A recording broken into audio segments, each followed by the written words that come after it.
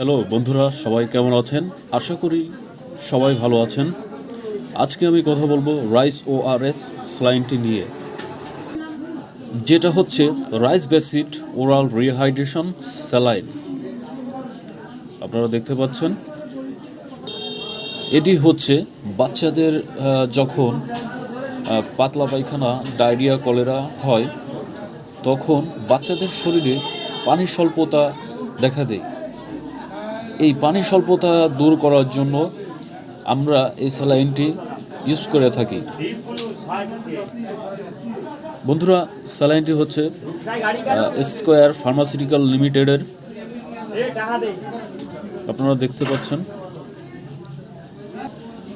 আমি একটু আপনাদের বক্স থেকে স্যালাইনের প্যাকেটটি খুলে দেখাই। চলুন তাহলে দেখি।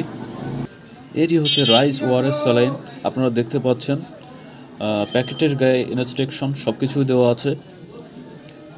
এটি 250 মিলি পানিতে, নর্মাল ফুটন্ত পানিতে এর গুঁড়া পাউডার দিয়ে মিশ্রণ করে ভালো করে নেড়ে চেড়ে বাচ্চাদের খাওয়াইতে হবে।